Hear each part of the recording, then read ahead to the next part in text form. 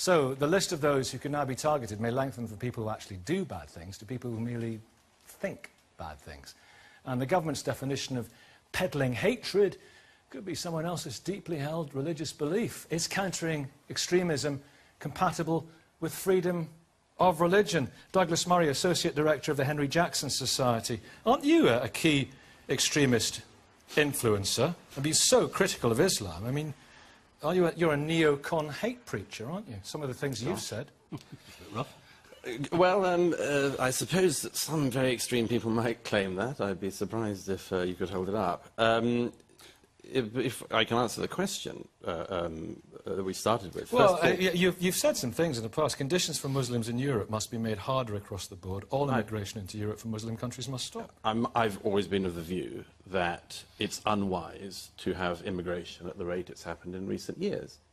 And I think it's a very unwise thing to do what Chancellor Merkel has done the last year, to have immigration effectively at such a speed that you can't have an integrated society. That's what we're seeing, I would argue. But if you said the same thing of Jews... If I just finish the point. This is what we're seeing the impact of across Europe at the moment. It's a very great concern. You see, a lot of what government in this country and elsewhere is trying to do at the moment is to make up, to catch up with the effects of its immigration policies.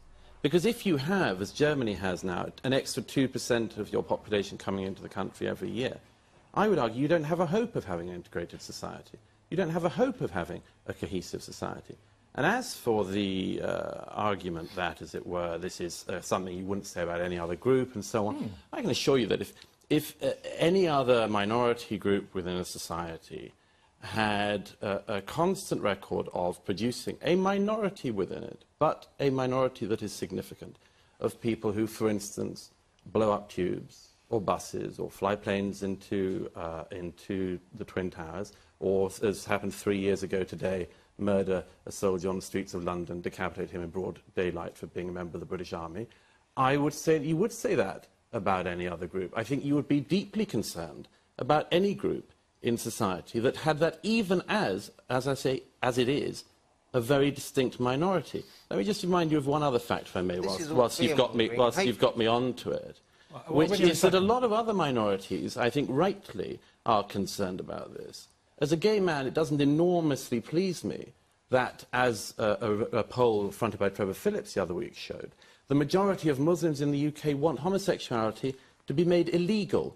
Not on board with gay marriage, not entirely hot with civil partnerships, but want homosexuality to be made illegal. So I think this raises all sorts of questions, and I think they're very legitimate questions to be raised, and in my view, they're not raised often enough. Why do you believe, then, let me take it to you, for the strict enforcement of Sharia, a caliphate is an ideal society, gays are going to hell, adulteress is stoned? Are those extremist values? These are views that are not held or practiced in this country, but people that want to preach this those hatred views are not against held in this country. Well, let me just explain that. We've got people preaching a lot of hatred and poison against Muslims.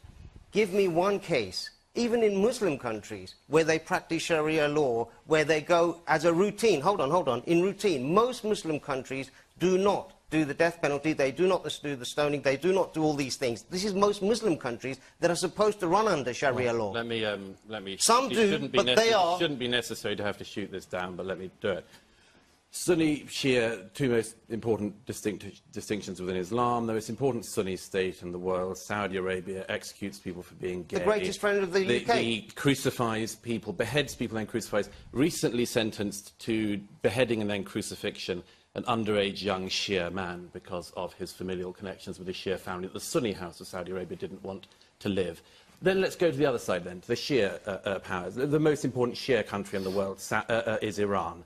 In Iran, you get killed for being gay, you'll be stoned to death as a woman if you're an adulterer, or hanged from a crane if you're lucky. So please let's not have this stupid cover, because we are cleverer than you think we are. Anyone in this country can look at the internet, they can read articles. You cannot cover that over. It's fact. It's what's going on. It's what ISIS is currently trying to do in the territories that it controls. It doesn't come from nowhere. And if we're going to talk about extremism, a great deal... Let me finish this point. A great deal would be improved in this country country if people like you came into studios like this and admitted that there is a problem, and admitted that you wanted to join in finding a solution to that problem, instead of trying to pretend that the problem doesn't exist.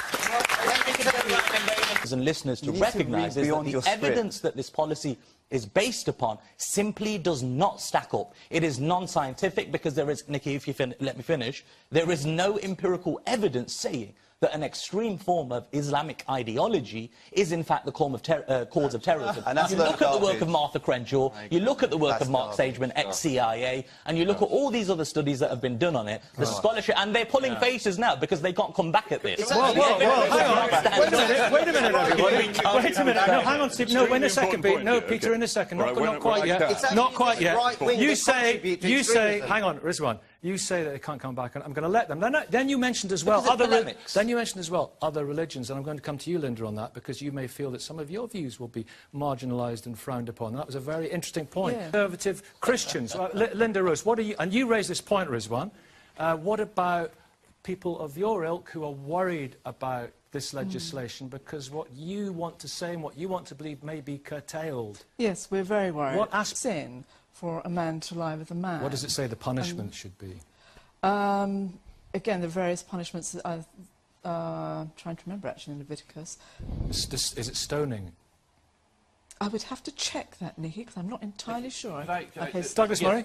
Leviticus does have such threats in it, and it's my view that, and I think Adam Dean said the same thing, that nobody should be criminalised or prosecuted for holding what is a conservative religious opinion. I'm the last person to argue that people can have that opinion. I think there's another thing if you then believe that as a result of your religious opinion, other people should be prosecuted. But let me just pick up on a very important point that this raises. You see, if an Anglican or somebody saying they were speaking in the name of Anglican Christianity, today, in the street, beheaded somebody in the name of the Christian God, and we came on this programme a week from now, do you think that there would be a single Anglican Christian in the country who would not say, it's disgusting, it's appalling, we abhor this? But do you think there would be anybody, like the lineup we have here, of people providing excuses or saying, how dare you talk about our religion? How dare you talk about Anglicanism?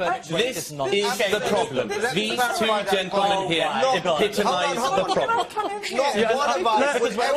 Linda can respond. Linda respond. Don't worry. We've got time. What was it? You said it's racism, is it? Yeah, okay. Let's address that in just a second. Linda Rose, the Reverend...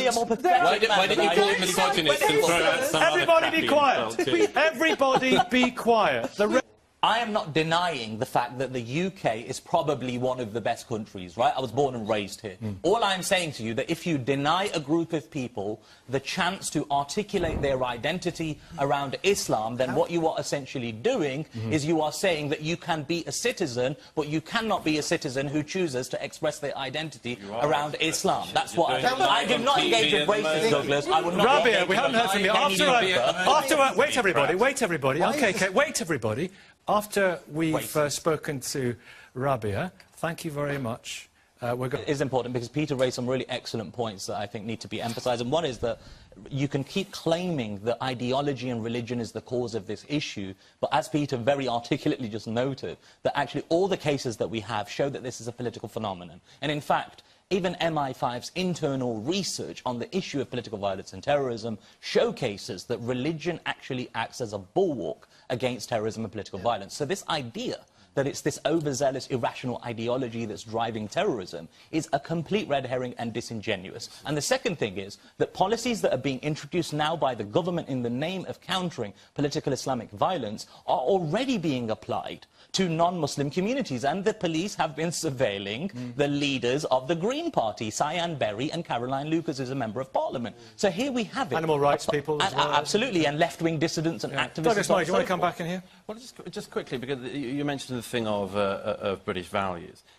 What a lot of this is I'm not the world's greatest fan of the Prevent strategy. I think it's an attempt by government to deal with a pretty insoluble problem, actually, as I said at the outset. Insoluble? A fairly insoluble problem. That's pretty problem. pessimistic. Well, look, I mean, if you've got a choice between whether or not you believe you should follow David Cameron or Allah, a lot of Muslims will follow Allah, amazingly enough. It's because the world is split into good and bad, isn't it? The thing that's... I think even Peter would take the latter, given that choice. So let me just get back. Black and white. So what we You'd follow David Cameron. if you would just allow me to finish one sentence, you might learn something. I don't patronise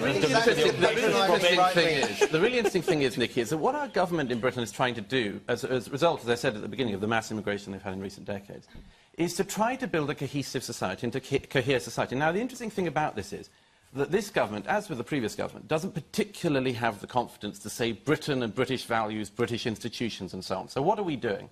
We're basically trying to make it liberal values, that Britain will be about liberal values, about gay marriage, about all sorts of other things.